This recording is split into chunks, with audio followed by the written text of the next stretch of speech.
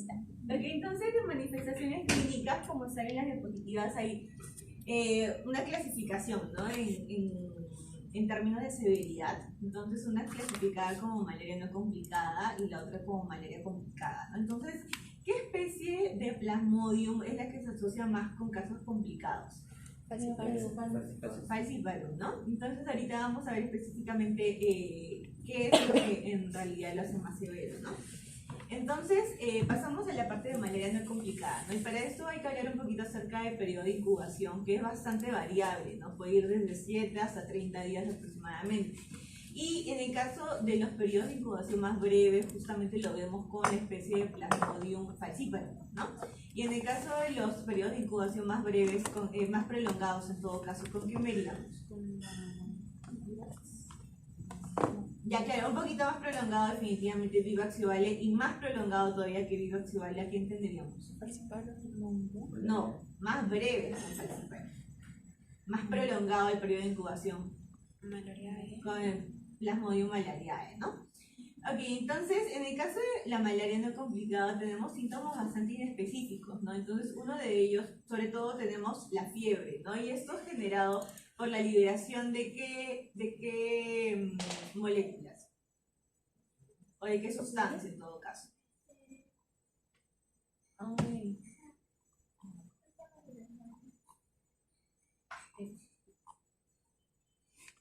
Sobre todo el factor de necrosis tumoral alfa han podido ver en la patogénesis y bueno, citoquinas inflamatorias, ¿no? Asociadas con la fiebre, pero la más importante en este caso es la TNF alfa, ¿no? El factor de necrosis tumoral.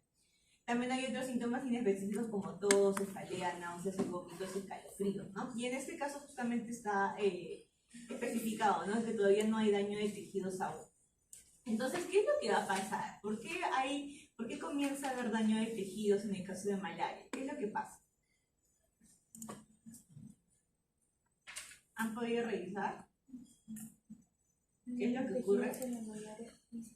Ana Sofía, ¿qué mencionaste?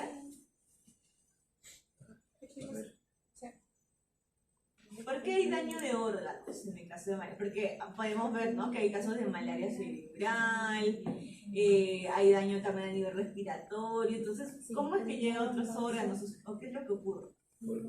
Porque se reproduce en la sangre. Ya, o sea, hay una fase eritrocítica, ¿no?, que nosotros habíamos visto en el ciclo de vida. Pero entonces, ¿qué es lo que ocurre con estos eritrocitos infectados que, bueno, luego van a romperse, ¿no? Pero, ¿qué es lo que ocurre entonces para dañar a estos órganos? Liberación de merozoitos. Ya, claro, pero ¿y qué más? ¿Qué es lo que ocurre después de esa liberación de merozoitos? Hay una ruptura de los... Claro, eritrocitos infectados que definitivamente inicialmente nos va a originar anemia, ¿no? Anemia de tipo hemolítica. Y posteriormente, ¿qué es lo que puede ocurrir?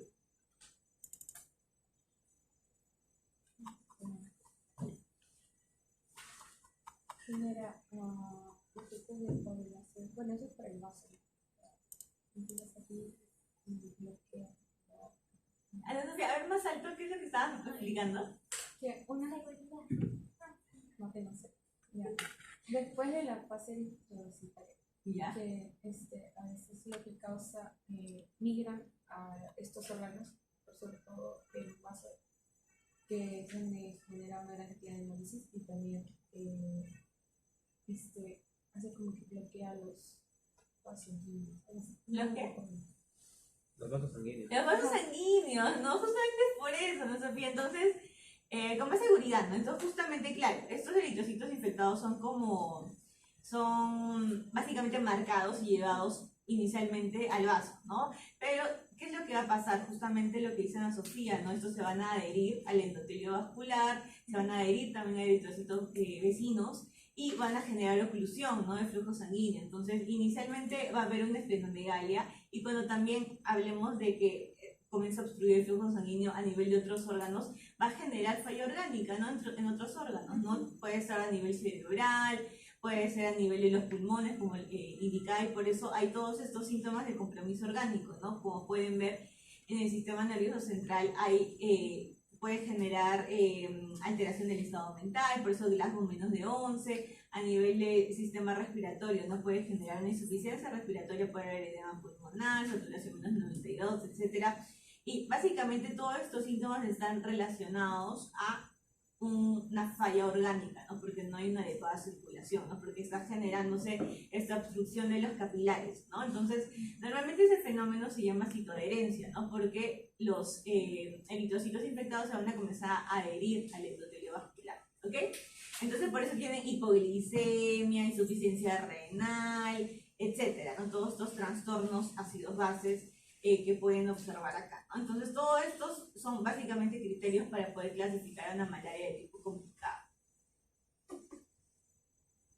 Ok, y ahora pasamos a la parte de diagnóstico, ¿no? ¿Y cuál es la prueba estándar? La que se utiliza más que todo, la inicial, ¿no? La prueba estándar para diagnosticar malaria. Gota gruesa y frotis sanguíneo. ¿Cuál? Gota gruesa y frotis sanguíneo. Claro, ¿no? Entonces un examen microscópico a través de la gota gruesa o la microscopía, la extensión sanguínea como pueden observar, ¿no? ¿Y cuál es la diferencia, María Fernanda? La gota gruesa, ¿qué es lo que sobre todo detecta comparado con la extensión sanguínea y viceversa? La gota gruesa, si no me equivoco, es los merosoditos en la presencia de... O sea, es más que todo detecta la presencia de estos parásitos de Plasmodium que están en los eritrocitos, ¿no? Y aparte también lo que detecta es la carga parasitaria, ¿ok? Comparado con la extensión sanguínea, que ya sobre todo hace una detección de qué especie de Plasmodium se trataría, ¿ok? Porque ¿qué es lo que pasa? En el caso de la gota gruesa, como pueden observar en la imagen, se saca una gota de sangre, se coloca en el portaobjetos y se coloca una lámina encima. Entonces básicamente lo que ustedes tienen es el círculo, ¿no? El círculo de una gota gruesa de sangre. Entonces básicamente lo que hace es concentrar los parásitos en una pequeña cantidad de sangre, ¿no? Comparado con el extendido, ¿qué es lo que hace? Retiras una gota de sangre, lo colocas en la parte lateral del portaobjetos y con otro portaobjetos haces el extendido, ¿no? Básicamente tratas de que se coloque una lámina fina de sangre, ¿no? Sobre todo el portaobjetos. Entonces, para poder detectar justamente las características morfológicas de los parásitos, ¿no? Y poder diferenciar, ¿no? De qué tipo de especie se trataría, ¿no? Hemos podido observar, ¿no? De que hay diferencias en las características morfológicas de las diferentes especies de Plasmodium, ¿no? Como por ejemplo pudimos observar, ¿no? La diferencia de los gametocitos la semana pasada, que pudimos observar de Plasmodium falciparum, ¿no? Que es completamente diferente al Plasmodium vivax, ¿ok?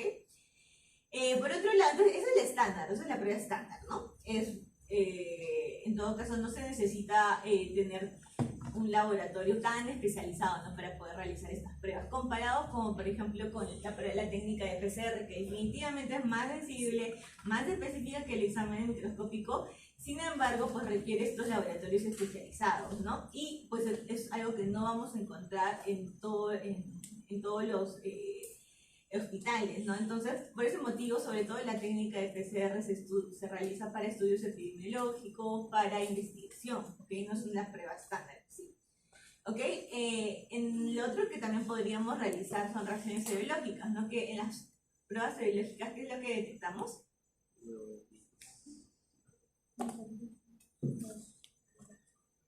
Ya, eso lo pregunto todas las semanas, por favor. ¿Qué detectamos en las pruebas serológicas? Anticuerpos, ¿no? Anticuerpos, que específicamente las inmunoglobulinas, pero que en este caso específico de la malaria no van a ser tan útiles porque normalmente lo que nos detecta es una exposición previa, porque los anticuerpos se pueden mantener por bastante tiempo en los individuos, ¿no? Infectados por malaria. Entonces no nos va a ayudar a poder hacer un diagnóstico de una infección aguda, ¿ok? Sin embargo, sí nos ayuda a ver si hay exposición previa, si ha habido desarrollo de inmunidad, ¿no? Pero no para infecciones agudas, ¿ok? Y por otro lado también hay pruebas de antígenos, ¿ok? Pruebas inmunocromatográficas que detectan antígenos de Plasmodium que son más rápidas, pero que su sensibilidad puede ser variable dependiendo de la especie de Plasmodium, ¿no? Entonces, igual recordar nada más que la prueba estándar igual es el examen microscópico, ya sea a través de gota gruesa o con una extracción sanguínea, ¿ok? Ahora pasamos a la parte del punto diagnóstico, creo que hay un video.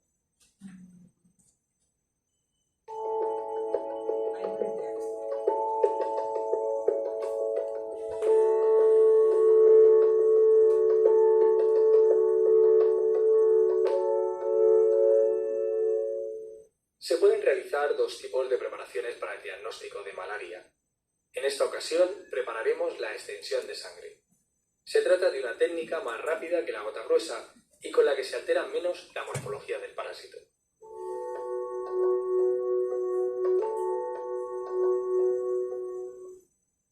Rotular el portaobjetos con el nombre del paciente o sus iniciales. Depositar una pequeña gota de sangre en un extremo de un portaobjetos limpio. Extender la gota inmediatamente con la ayuda de otro portaobjetos, manteniendo entre ambos un ángulo de unos 45 grados. Secar rápidamente la preparación agitándola manualmente para obtener una distribución homogénea de los hematíes.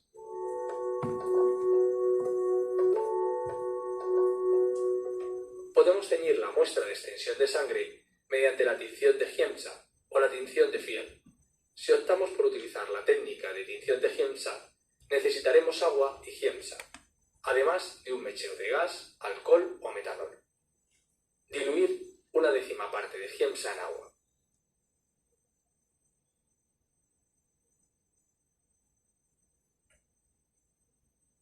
Antes de teñir, hay que fijar la extensión con calor o con metanol durante como máximo 1 minuto. En caso de utilizar metanol, al acabar inclinar levemente el portaobjetos para que caigan los restos del mismo. Cubrir la extensión con Giemsa al 10% durante 30 minutos.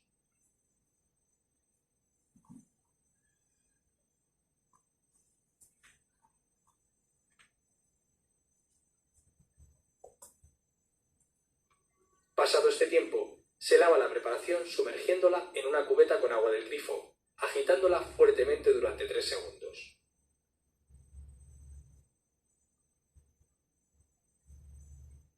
Dejar secar la preparación en posición vertical.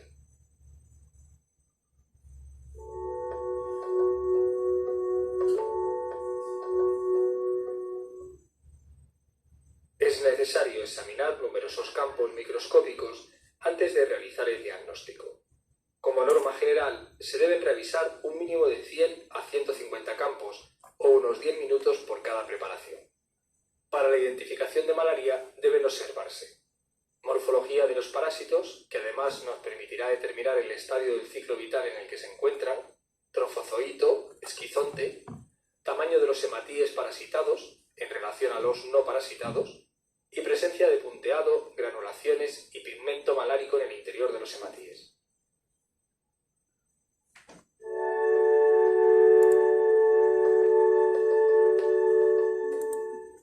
Entonces, como pueden observar, ahí justo vimos el extendido, ¿no? La extensión sanguínea, y que justamente hablaba, ¿no? De que más que todo para observar las características morfológicas y determinar qué especie de plasmodium es el que está infectado, ¿no? El paciente. Y por otro lado, lo que me faltaba mencionar, justamente el colorante que se utiliza básicamente es el Giemsa, ¿no? Entonces eso también es importante que lo anoten, ¿ok? Y ahora entonces ya tenemos la parte del tratamiento, y acá es muy importante sobre todo verificar, ¿no? La susceptibilidad de los fármacos antipalúdicos y poder determinar también según la especie qué medicamentos se tiene que dar al paciente, ¿no? Porque, por ejemplo, ¿no? A ver, voy a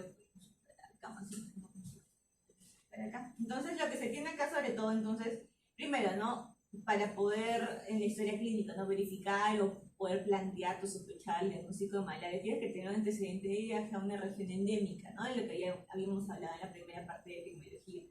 Para paludismo, sospecha clínica de paludismo, y luego vamos a realizar lo que ya habíamos indicado, ¿no? La prueba estándar, que es el extendido, grueso y delgado de la sangre periférica, y leer después unas cuantas horas, ¿no? Entonces, ahí justamente el algoritmo nos indica, ¿no? El extendido de sangre periférica es positivo. Si es positivo, entonces calculamos la parasitemia, pero si no, igual se tiene que repetir los extendidos de sangre cada 12 a 24 horas para un total de 3 pruebas, ¿no? Porque lo que pasa con estos extendidos, este examen microscópico, es que muchas veces no detecta cargas parasitarias bajas, entonces nos podemos encontrar en un estadio inicial en la enfermedad en el que podemos tener un falso negativo, ¿no? En estas pruebas. Entonces, por eso nos indica el algoritmo que se tiene que realizar en total 3 pruebas y repetir, ¿no? Cada 12 a 24 horas, ¿ok? Y bueno, luego de eso determina según el estado clínico del paciente si es un paludismo no complicado o un paludismo grave, ¿no? Según justamente los criterios que habíamos comentado en la parte de malaria complicada, ¿no? Como por ejemplo, saturación menos de 92, un glasmo menos de 11, insuficiencia renal, el criterio de insuficiencia renal, etc., ¿no? Entonces, si es un paludismo no complicado, justamente ahí va, ¿no? La función de nuestro examen de extensión sanguínea, ¿no? Para poder determinar la especie. ¿Ok? Si es una especie no falciparum, como por ejemplo malariae, ovale, o vivax, o nolesi, entonces en este caso vamos a, sobre todo, indicar, ¿no? Por ejemplo, cloroquina o hidroxicloroquina, ¿no? Que son los medicamentos que usualmente se utilizan de primera línea. ¿Ok?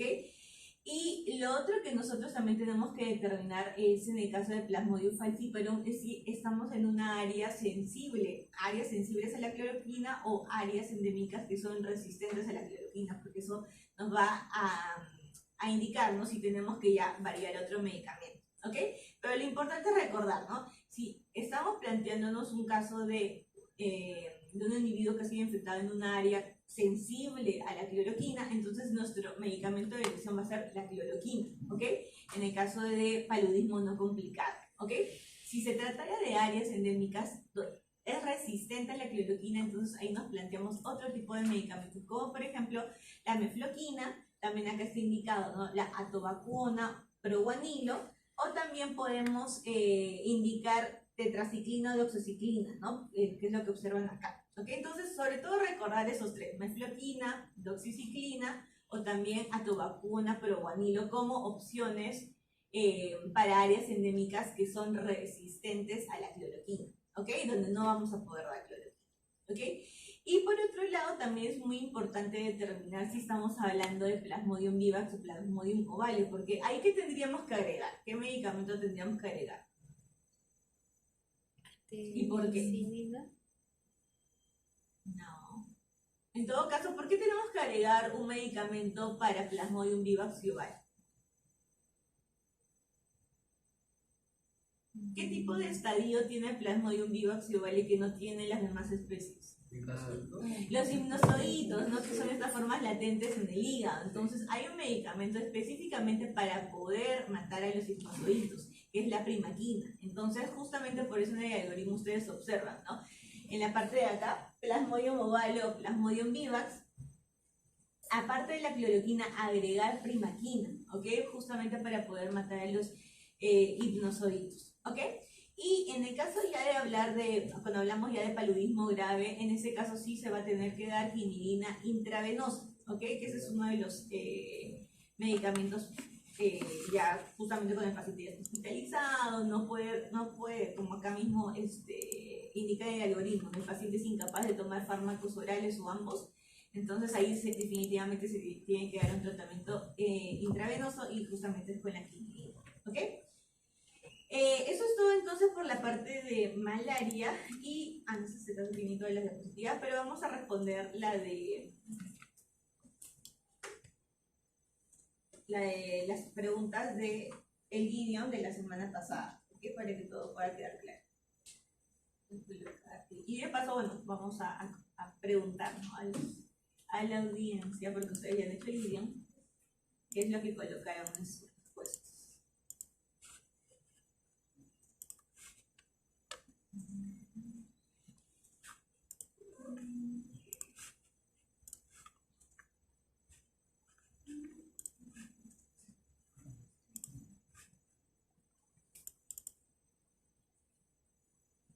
Ya, entonces, ese fue el caso clínico, ¿no? Paciente varón de 35 años, natural de Lima, que por motivos laborales viajó a la ciudad de Iquitos el 1 de marzo del 2024, refiriendo que fue picado de su llegada por mosquitos a pesar del uso de repelentes, ¿no?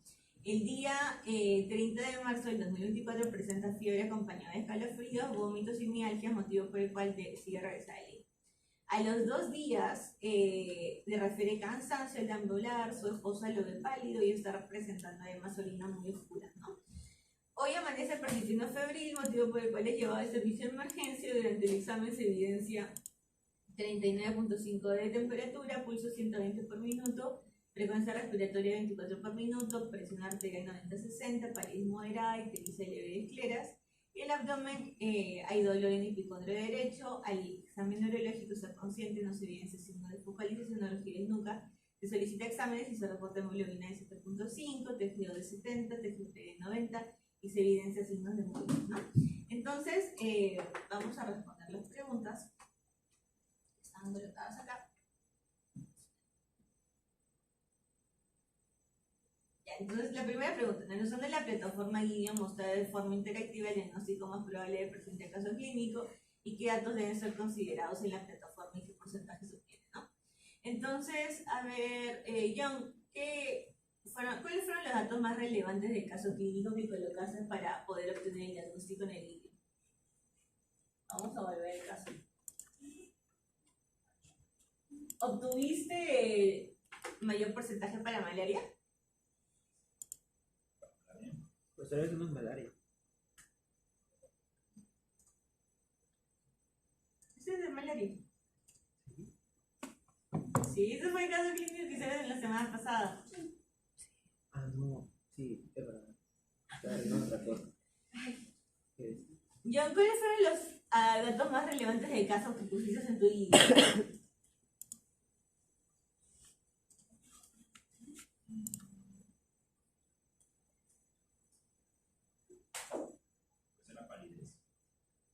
Ya, ok, primero, pasa. Desde el inicio, ¿no? Porque tenemos varios datos relevantes en la parte de los antecedentes, ¿no? Que hay importante en la parte de antecedentes.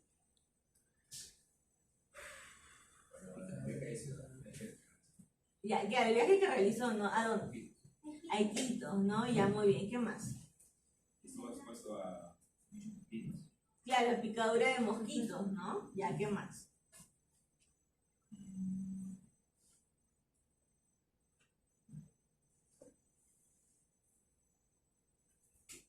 ¿Qué síntomas presentó, no? La fiebre, calofríos, vómitos, antes. Después presentó la palidez. Claro, ¿no? Exacto, ¿no? Entonces, sobre todo esos eran los datos más relevantes, ¿no? Justamente hablamos de los síntomas inespecíficos, ¿no? Que pueden haber al inicio de la enfermedad, ¿no? Como fiebre, cefalea, tal vez síntomas como síntomas gripales, ¿no? Malestar general, etcétera, bastante inespecíficos, pero igual John ya mencionó, ¿no? Que hay signos de anemia, ¿no? También. Ok, entonces, eso era muy importante ya junto con el antecedente del viaje a Iquitos, ¿no? Que nosotros habíamos hablado que era el departamento con más casos de malaria reportados en Perú, ¿no? Entonces, ese era otro dato relevante para que les pueda, junto con todos los síntomas, para que les pueda salir el diagnóstico de malaria con mayor porcentaje, ¿no? Ok, a ver, seguimos con la siguiente pregunta. Ok. Entonces eso ya responde también la segunda, ¿no? En el caso clínico se evidencia un dato epidemiológico importante, justamente el viaje a Iquitos, ¿no? Y la picadura de mosquitos. Ok, y a ver, pasamos a la tercera pregunta. ¿Cuáles son los síntomas y signos más importantes que tiene el paciente? A ver, Melanie, ¿cuáles son los síntomas y signos más importantes del paciente? Presento lo que es mialgias, vómitos, escalofríos y dolor abdominal en el epicondrio derecho. Ya, ok, entonces ese dolor abdominal en el hipocondrio derecho junto con las enzimas hepáticas, ¿qué es lo que tú puedes decir, ¿no? ¿Qué signo tenía el paciente?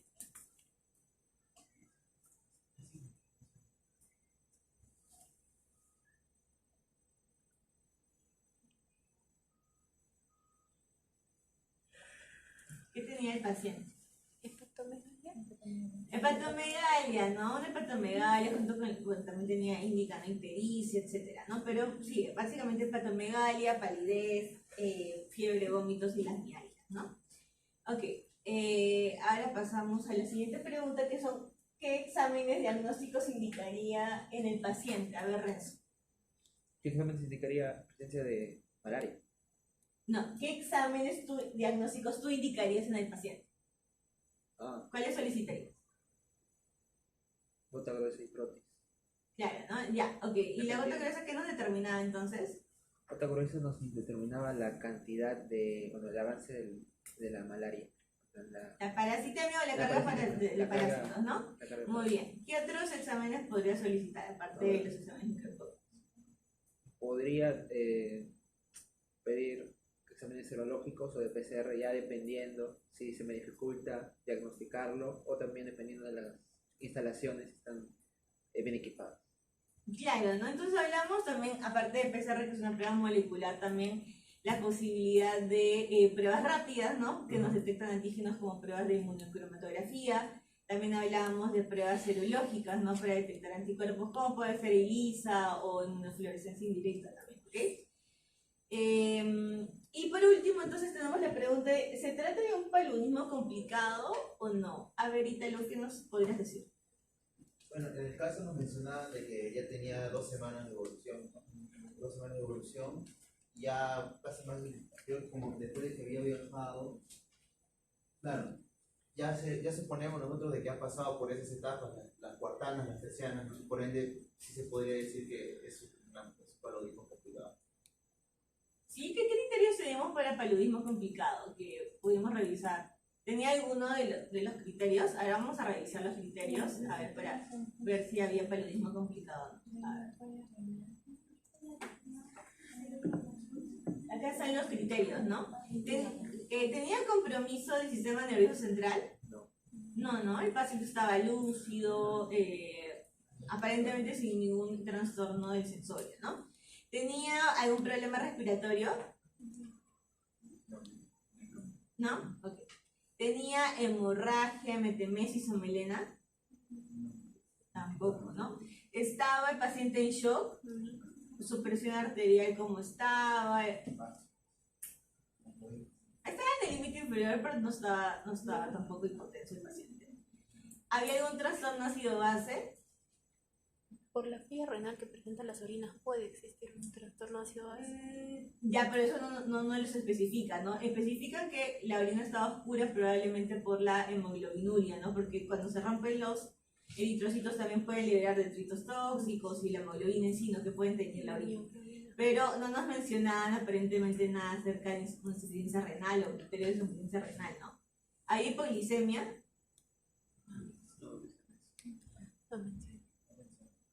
¿La hemoglobina estaba menos de 7 en el caso de adultos? Estaba con 7.5. ¿no? Ya, no estaba menos de 7. ¿No? ¿Había hiperparasitemia, o sea, más del 10% de eritrocitos infectados? No especifica, ¿no? Adicionalmente está con convulsiones o se había detectado ya malaria, el paciente estaba postrado. No, entonces no tenía ningún criterio de severidad en sí, ¿no? Entonces, aparentemente este caso es de un paludismo no complicado. Entonces hay que revisar siempre los criterios para malaria complicada, ¿ok? Entonces, aparentemente eso se trataría de una malaria no complicada, ¿ok? Entonces, porque igual nos faltarían tal vez datos adicionales, ¿no? Que no han podido solicitar, pero con estos datos del caso clínico diríamos que todavía es una malaria no complicada. ¿Ok? Que pueda evolucionar o no, o casos de severidad, eso no lo sabemos, ¿no? Y si es que hubieran datos adicionales, ahí pudiéramos ser un poquito más específicos, ¿no? Pero con todos estos datos, diríamos que todavía es malaria no complicada, ¿ok? Y justo nos faltaba mencionar eso, ¿no? De las tercianas y las cuartanas, ¿no? Entonces, ¿con quién se producen entonces las tercianas, que ahorita lo mencionaba? Falciparum y oval. Vivas y ovales, ¿no? Y en el caso de las cuartanas, Es malariae. malariae, ¿no? Entonces, eso tenía que ver con el ciclo eritrocítico, ¿no? Sí, justamente periodo de 48 a 72 exacto, horas. ¿no? Cada cuánto se producía esta ruptura, ¿no? Y los eritrocitos que volvían a infectar estos melanocytos a otros eritrocitos, ¿no? Entonces, sí, tiene que ver básicamente con ese ciclo, ciclo reproductivo. Ok, entonces, listo, eso es todo por la parte de malaria. Y ahora vamos a pasar a la parte de